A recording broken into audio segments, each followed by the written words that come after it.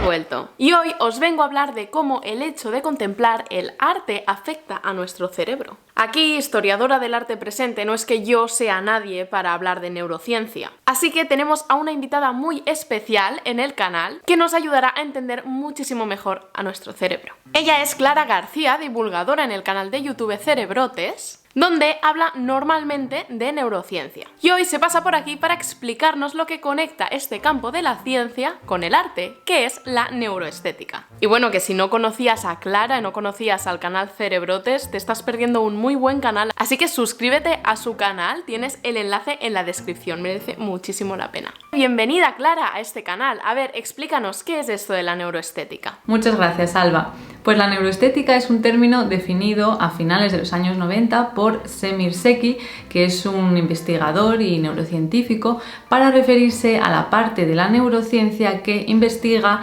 los sustratos neurobiológicos de la percepción de belleza. Por lo tanto, tenemos que tener en cuenta que este campo de estudio no pretende definir la belleza, de eso se encarga la filosofía. A lo largo de diferentes estudios, Zeki y sus colaboradores han encontrado que existe una región del cerebro que responde ante cosas bellas, ya sea a partir de fuentes sensoriales como puede ser pues un cuadro o la música, o fuentes puramente cognitivas como pueden ser las matemáticas, para el que encuentre belleza en las matemáticas, claro está. Y esta región es la corteza orbitofrontal medial, que es una región encargada del procesamiento de las emociones. Si queréis entender mejor cómo se puede medir el nivel de activación de diferentes regiones cerebrales, os invito a que os paséis por mi canal, que tengo un vídeo en el que hablo de la resonancia magnética funcional. En esta imagen de resonancia magnética podemos ver qué zonas del cerebro se activan más al percibir estímulos bellos, tanto visuales como auditivos. La imagen de arriba correspondería a ver el cerebro de lado, un corte que estaría en esta dirección,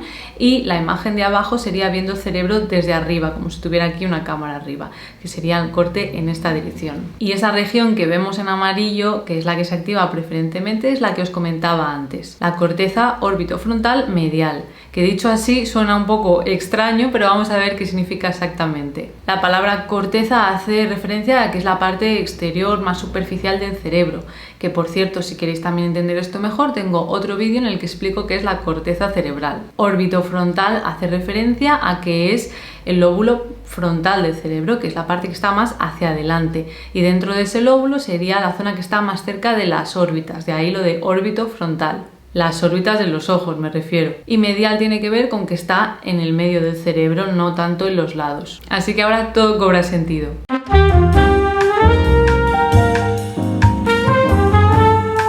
La estética es el campo de la filosofía que se encarga de estudiar la belleza y cómo ésta se relaciona con el arte y con los seres humanos. Sobre este tema hemos hablado más profundamente en el vídeo que hemos hecho para el canal de Clara. Te lo dejo en la descripción para que vayas a verlo una vez hayas acabado de ver este vídeo, porque en serio es súper interesante y se complementa muy bien con este vídeo de aquí. Pues bueno, a finales de los años 90 hubo dos académicos que propusieron una serie de principios que podrían estar detrás de las experiencias estéticas. Por una parte estaba Vilayanur Ramachandran, espero que se pronuncie así, que es neurocientífico. Y por otra parte tendríamos al filósofo William Hirschstein. Ambos llegaron a la conclusión de que existen leyes universales que los artistas utilizan para crear su arte, ya sea de forma voluntaria como de forma involuntaria. Y estas leyes universales las usarían para crear ciertas experiencias estéticas en el espectador. Y estas leyes, tanto si las usan de forma consciente como inconsciente, tienen que ver sobre cómo las áreas visuales de nuestro cerebro procesan la información que nos llega de nuestro ambiente. En este vídeo vamos a hablarte de esta corriente de pensamiento,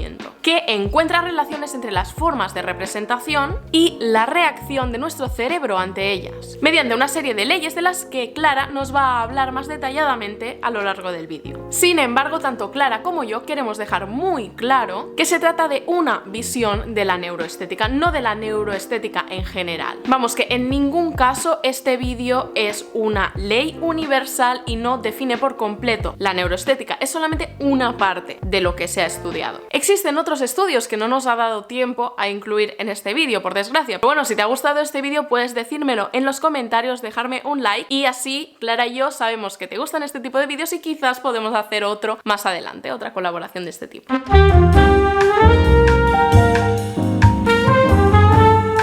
La primera ley, la ley de la hipérbole de la intensidad máxima, tiene que ver con la habilidad de los artistas de abstraer las propiedades esenciales y eliminar la información redundante, que es básicamente lo que hacen también nuestras áreas visuales del cerebro. En el caso del arte, una de las manifestaciones más obvias de esta ley serían las caricaturas. Un artista que haga caricaturas sin ser consciente del todo, quizás lo que está haciendo es tener en mente una cara promedio de todas las caras que hay y subtraer esa cara promedio de la cara de la persona que está dibujando para amplificar las diferencias. Pero esto ocurre también en otras formas de arte, no solo en las caricaturas y no solo con las formas, también puede ser con el color o con la textura.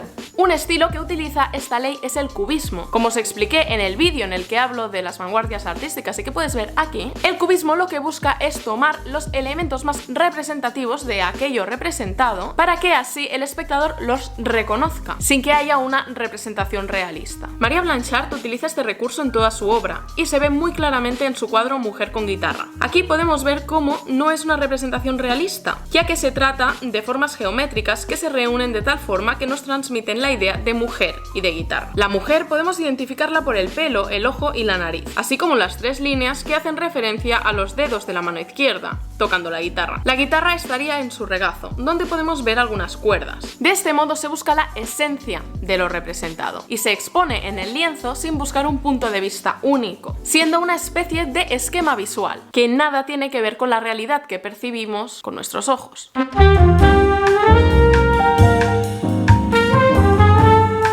Nuestro cerebro tiende a interpretar los elementos en grupos. Eso nos permite distinguir objetos en ambientes complejos donde hay mucha información. Por ejemplo, en esta imagen, ¿qué ves? Vemos unas manchas, pero ¿podemos ver algo que reconozcamos? Pues si os fijáis bien, es un perro dálmata que está olisqueando el suelo. Y cuando descubrimos al perro, eso nos da una sensación placentera, ese momento de ¡ajá!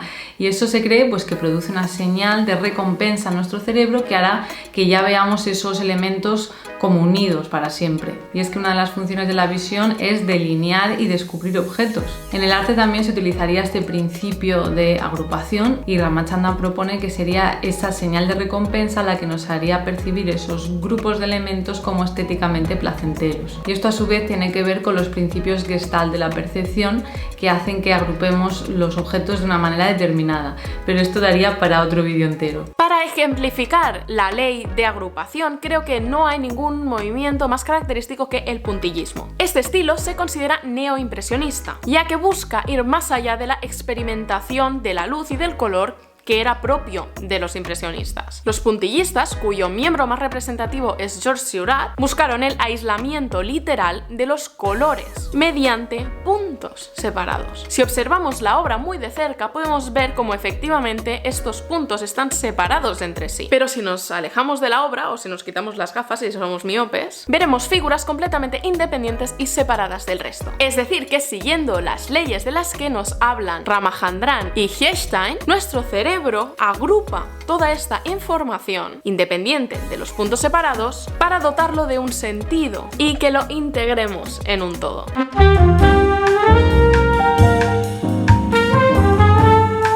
La ley del aislamiento tiene que ver con eliminar información sobre la cual prestar atención, aislando una única modalidad visual y amplificando su señal. Esto, que suena un poco así abstracto, pues lo podríamos ver, por ejemplo, en una obra de arte que sea un delineado, por ejemplo. Es posible que cuando el objeto no nos está dando una información relevante, lo que está haciendo en realidad es distraernos y captar nuestros recursos atencionales. Un artista que utiliza muchísimo el aislamiento en su obra es Joan Miró. En su tríptico La esperanza del condenado a muerte, representa varias versiones de juegos entre líneas y puntos aisladas en el lienzo. Este aislamiento se muestra tanto en las líneas, en los puntos, como en el color, ya que el rojo, amarillo y azul, correspondiente a cada uno de los cuadros del tríptico, destacan muchísimo sobre el fondo blanco y en relación a las líneas y a los pequeños puntos negros que también hay. También la línea se constituye como un elemento dinámico, mientras que el punto es algo estático, dándole todavía más fuerza a este aislamiento.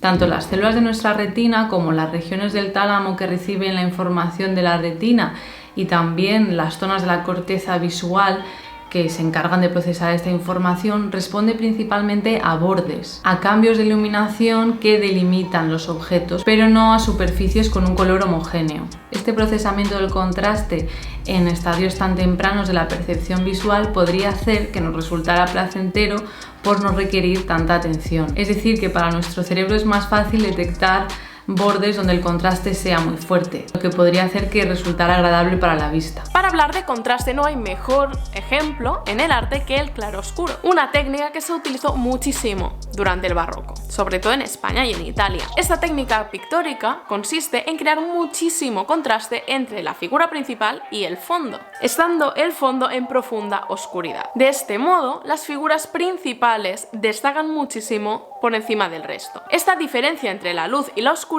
dotan la escena de muchísima expresividad, con lo que la mirada del espectador se fija en aquello que el artista o la artista ha querido resaltar. Las obras de Artemisia Gentileschi son un ejemplo clarísimo del uso del claroscuro. En el cuadro de Judith y su sirvienta, Gentileschi utiliza la luz para mostrar la tensión de una escena en la que las protagonistas están intentando no ser descubiertas. El foco de luz es la vela que Judith tapa para que no se le vea el rostro, pero la técnica pictórica fuerza la cantidad de luz que esta pequeña llama generaría en la realidad. Esto hace que la escena tenga mucha más fuerza.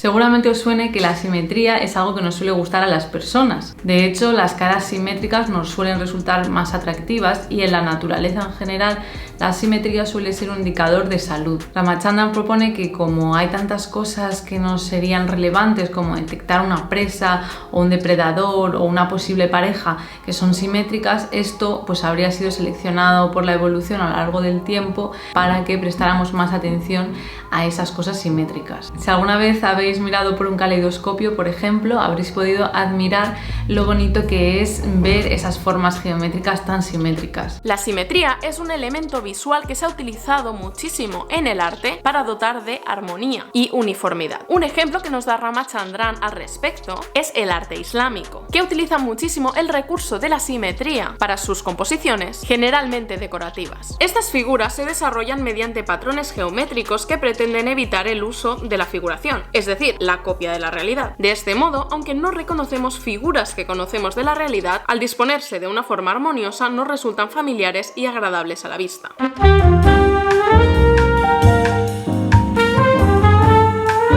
Cuando vemos esta imagen, nuestro cerebro interpreta que una señal está tapando a la otra y descarta la opción de que justamente pues estemos viéndolo desde un punto de vista muy determinado. Ramachandran explica que si un artista está intentando generar una sensación agradable, debería evitar puntos de vista que fueran simplemente coincidencias. Pero por supuesto, los artistas también pueden violar estos principios. En las vanguardias del siglo XX, el arte se desmarca de esta tradición pictórica que determina ciertas normas, como por ejemplo la que comenta Ramachandran de no mostrar objetos a medias que podrían malinterpretarse. René Magritte es un ejemplo de cómo romper esta convención en el arte. En La condición humana, la pared del fondo está siendo interrumpida por un lienzo que alarga el mar que se ve más allá de la puerta. Desde nuestro punto de vista no podemos saber qué hay detrás del cuadro, si la pared es simétrica al lado que sí vemos o si al contrario se ve el mar tal y como nosotros lo observamos en el lienzo.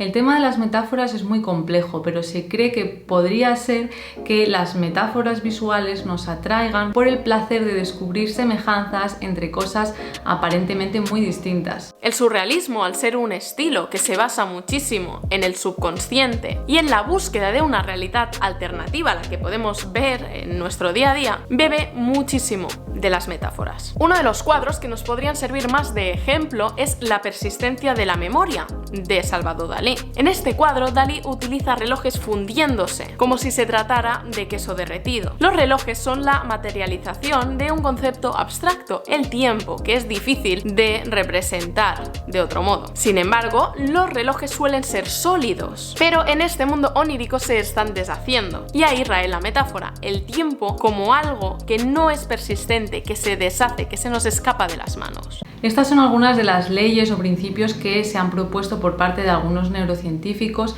para intentar explicar la experiencia estética y la percepción de la belleza, pero por supuesto todo esto es mucho más complejo y existen muchas más variables que influyen. Los investigadores del campo de la estética experimental explican que cualquier experiencia estética con arte visual es el resultado de la interacción entre el espectador, la obra y su contexto histórico, físico y social. La neurociencia puede aportar algo de luz en el asunto, pero no nos olvidemos de que no somos meros cerebros andantes. El contexto económico, político y cultural influyen en cómo vemos el mundo. Y esto es todo por mi parte. Muchas gracias a Alba por invitarme a pasar por su canal. Ha sido un placer. Muchísimas gracias, Clara, por pasarte por el canal y por ayudarme a hacer este vídeo. Sin tu ayuda esto hubiera sido imposible. Me ha parecido interesantísimo ver cómo dos disciplinas que a priori parecen tan distintas como son la neurociencia y el arte, en realidad sí que están conectadas. Y a ti que nos estás viendo, si quieres descubrir cómo se ha conectado el arte con distintas disciplinas a lo largo de la historia, pásate por el vídeo que hemos hecho en el canal de Clara. Allí hablamos más profundamente sobre qué es la estética, cómo se ha concebido la belleza a través del tiempo y otros propósitos del arte más allá de buscar lo bello. Te dejo por aquí el vídeo en el que hemos trabajado Clara y yo para su canal, y aquí te dejo el canal de Clara para que te suscribas y no dejes de encontrar conexiones entre el arte y la neurociencia. No tardan en volver.